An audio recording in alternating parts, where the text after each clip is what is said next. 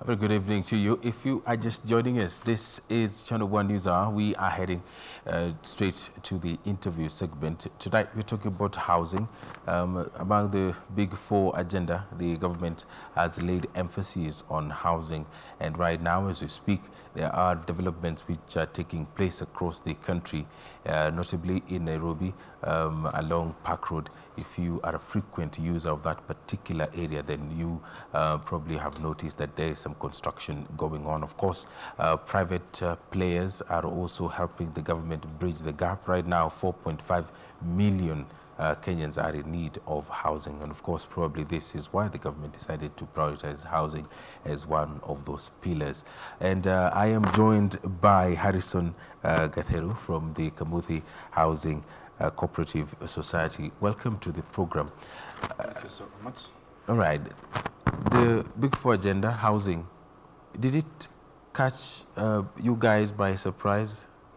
I wouldn't say that it caught us by surprise. I think it is one of the things that we have been doing, albeit in a different version of what the government is doing. Because for the longest time possible, and for us at Kamuthi, we have been trying to give people homes, but in a different model. Because for us, we start with the very basic need. The very basic need for you to get a home is for you to first get that piece of land that you are going to call yours. So that is where us as Kamuthi come in, and that's where we started. And for you to call a place, a piece of land, a place that you can call a home, and there are those other basic amenities that need to be within that area. So for us, what we have been doing is we have been identifying land in areas that are quite populous, or areas that we can say that are in high demand. So, and that has been basically within the metropolis, Thika, Nairobi, Machakos, or these areas. And then we have been putting in the infrastructure that is needed. For you to get to a place that you can say you're going to build, you need things like good roads, you need water, you need electricity, you need to ensure that that place is properly planned.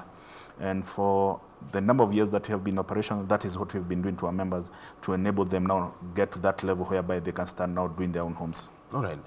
In Nairobi right now, if I want to own, let's say, a two-bedroom house, how much should I, have to start this particular project on? It also, that also depends with the areas that you're looking into. If you're looking into the deeper of the outskirts of Nairobi, you'll be talking of a range of 7 million going upwards. But also going outwards, we are getting other players in the market also coming up with good houses, good affordable houses, ranging or starting from the ranges of 4 million. So we can comfortably say that from the range of 4 million going upwards, you can get a comfortable house. And those people who probably believe that if you want to start something, building a house, you should start doing it probably at home. I come from Homa Bay. There's someone who comes from Nyeri. Another one comes from Mombasa. How do you convince someone that it is very important for you to own a home, especially in an urban center such as Nairobi or Thika or even Nakuru? I would say that's quite a wrong view of life, if I would say that, because I think most of us who are in these areas, if you talk of you being right now in Nairobi, this is nobody's home. It is every Kenyan's home. If you're in Thika, if you're in Machakos, these areas, and that's why I think the government came up with the metropolis area.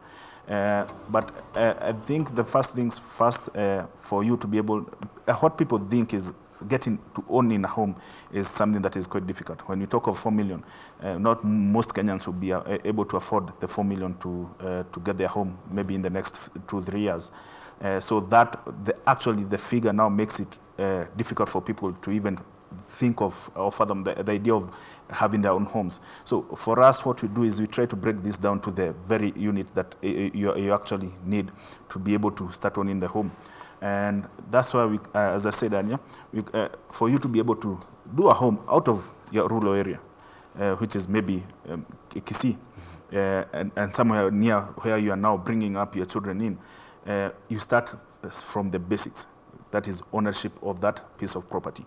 And ownership of that piece of property is as cheap as you could start. Like now, I'll give an example of our members who in just a project in Thika, which is very close to Thika town, they started owning property from as low as 70,000 all the way to 220,000 some years back. It has taken us a stretch of about 7 years, but that property, which is now worth over 800 all the way to 1.5 million, our members got that for a song, if you would say so. Some getting that for 70,000 all the way to, for our members, all the way to 220,000. And those are places that today are not easy to buy. So my advice would be start from where you can. Right. Yeah. So what is the uptick right now? Do we have so many Kenyans venturing into this, so many Kenyans wanting to own their homes, or we are still in that situation where not so many people are getting enough money to build their own homes? I would say the appetite is huge. I think it is the desire of each and every Kenyan to have a place that they can call their own. The thing is, most people do not know how to get to that place.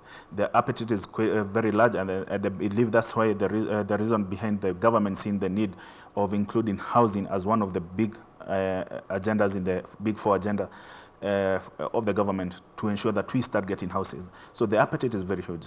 All right. Yeah. And the government has come up with a lot of incentives, and it is inviting so many people to invest, especially in bonds such as the Akiba.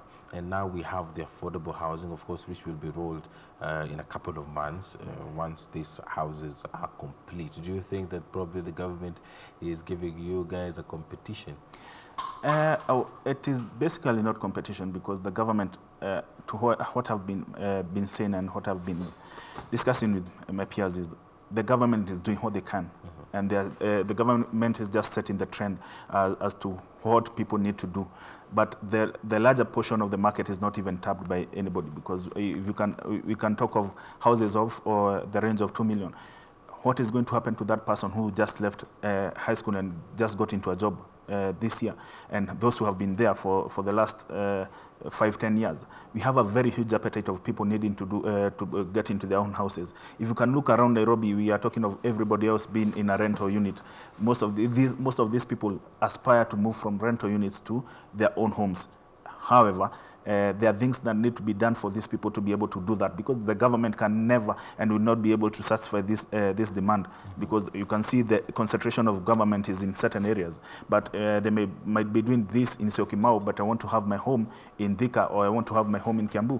So what ought to be done by government? I think what we also need to focus on, and I have seen the government also doing the same, is focusing on the infrastructure that is needed for people who are capable to be able to build, because you can find most of these people who are doing who are in these rentals, they are paying rents of 30, 40, even 50,000. Let's start of even 15,000.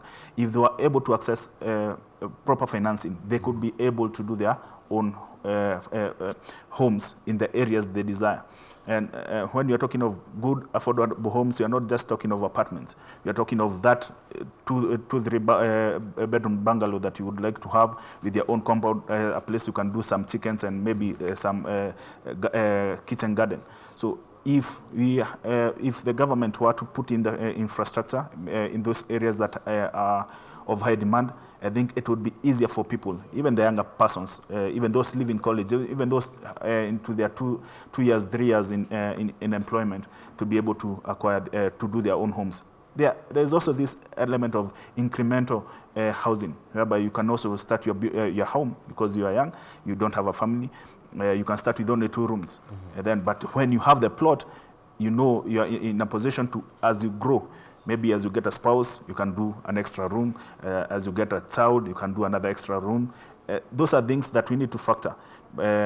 So when you tie your finances to, let's say, a mortgage, you are very well aware that, sure that this is a place that you call yours, and you can develop. As you develop, that place can develop. We have seen over the years some people coming out saying that they have lost millions trying to own a home.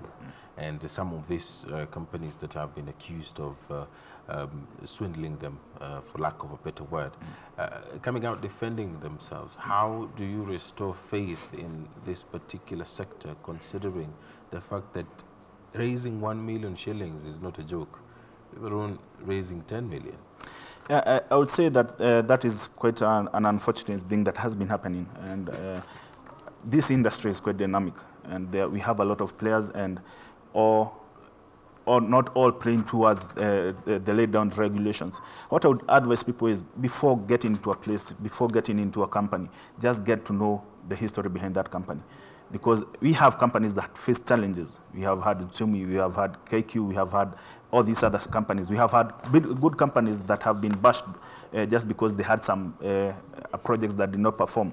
But we still, on the other hand, we have some people who are not in the business to deliver, but to make money. So it is, I would say that is upon now, one, the individual to ensure that they do the due diligence before getting into the purchase, and second, on the government ensuring that the sector is properly regulated, that the players who are there are people that are worth the name.